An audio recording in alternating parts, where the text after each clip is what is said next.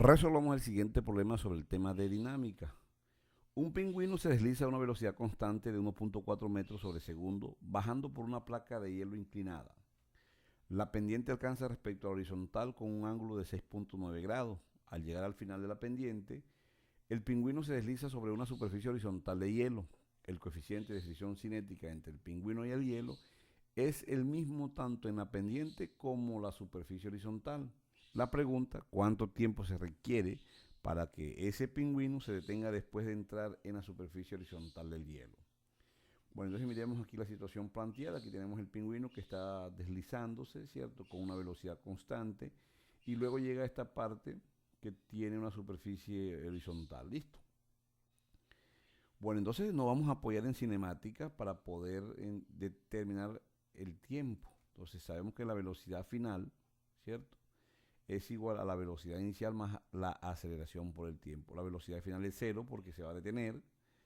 Eso es lo que nos están pidiendo. ¿Cuánto tiempo se requiere para que el pingüino se detenga? Entonces la velocidad final es cero. Entonces al despejar el tiempo, esta velocidad inicial pasa con signo negativo y la aceleración pasa a dividir. Entonces así con este modelo calcularemos ese tiempo.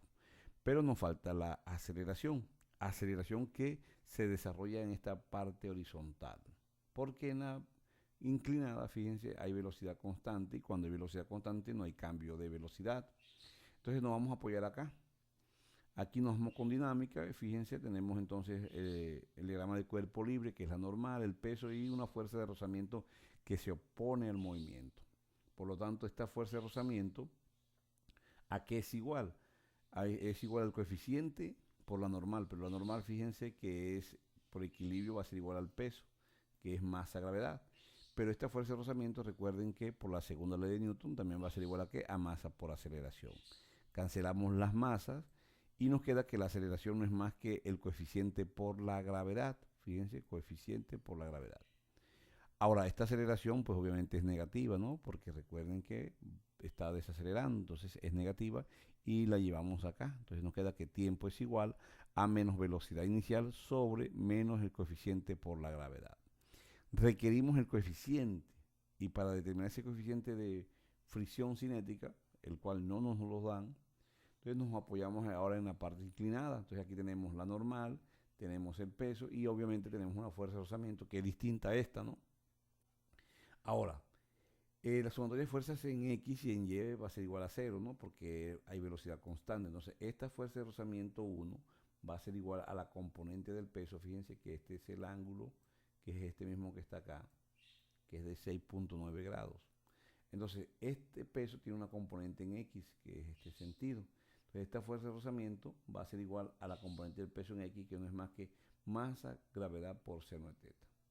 Pero recuerden que esta fuerza de rozamiento también es igual al coeficiente por la normal, pero esta normal va a ser igual a la componente del peso en Y, que no es más que masa, gravedad por coseno de teta. Y obviamente va a ser igual a esto, ¿no? Aquí cancelamos masa, gravedad, y el coeficiente, pasamos este coseno a dividir a esta expresión, y recuerden que seno sobre coseno es tangente. Entonces ya tenemos el coeficiente y podemos volver acá otra vez. Entonces nos quedaría que tiempo es igual. Entonces fíjense aquí es menos, menos, es decir, nos va a dar más la expresión positiva. Recuerden que el tiempo no puede ser negativo. Entonces sería 1.4 entre la gravedad, que es 9.8, por el coeficiente, que es tangente de 6.9. Ese tiempo es de 1.18 segundos. Chicos, finalizamos el problema. No olviden suscribirse a nuestro canal. Muchas gracias.